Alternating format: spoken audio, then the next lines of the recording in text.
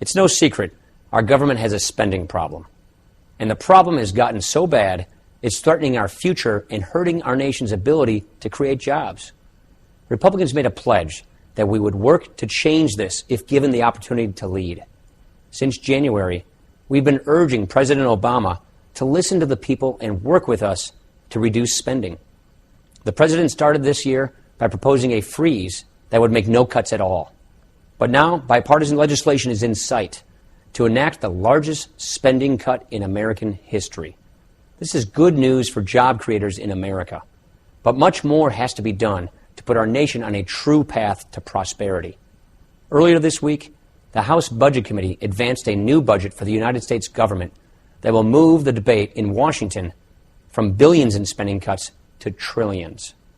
We did so because it is unconscionable to leave the next generation with a crushing burden of debt and a nation in decline.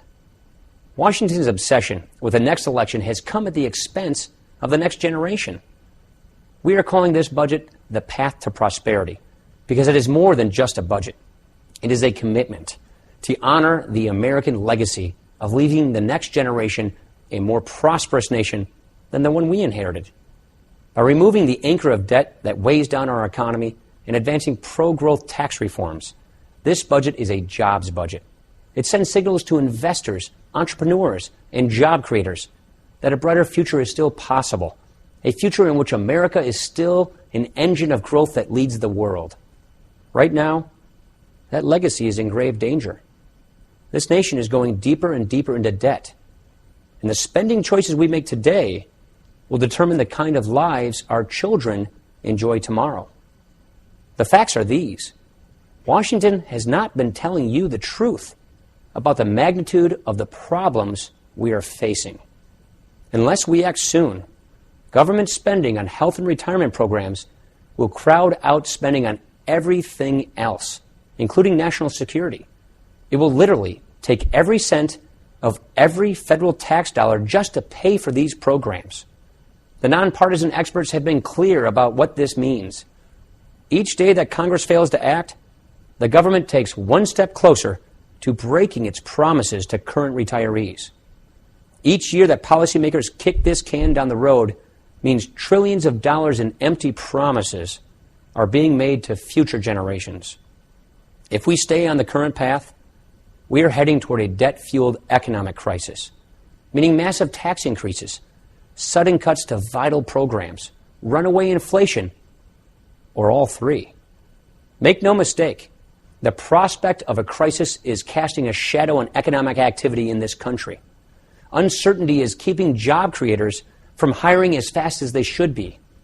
Businesses know that all this borrowing and spending today means higher taxes and lower incomes for their customers down the road. Economists agree. Advancing a credible solution to this crisis will begin to restore confidence and create better conditions for job creation immediately. The president's recent budget proposal is worse than just a commitment to this status quo. It would actually accelerate this country's descent into a debt crisis. It would double the debt held by the public by the end of his term and triple it in a decade from now. It would raise taxes by $1.5 trillion, even though the problem is that Washington spends too much, not that Americans are taxed too little. It would permanently enlarge the size of government by sending government spending as a share of the economy skyrocketing to levels that a healthy economy simply cannot sustain. And it offers no real reforms to save government health and retirement programs, and no leadership. Our budget is very different. Instead of locking in the spending spree of the last 2 years, our budget cuts $6.2 trillion in spending from the president's budget over the next 10 years. This keeps government spending as a share of the economy consistent with the historical average of 20%, so that individuals and the economy can be free. Instead of letting deficits spiral out of control, our budget keeps borrowing in check and puts us on the path to balance. Instead of adding $13 trillion to the debt over the next decade and trillions more in the years to come, this path to prosperity lifts this crushing burden of debt that is threatening our economy and our children's future. It is not too late to fix America's problems. It is not too late to get our country back on track so our kids can also realize the American dream.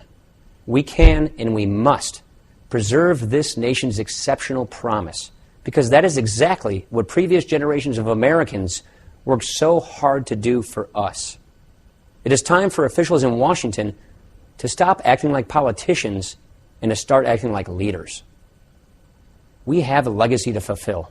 It is time for all of us to get to work, put an end to the empty promises, and advance a path to prosperity.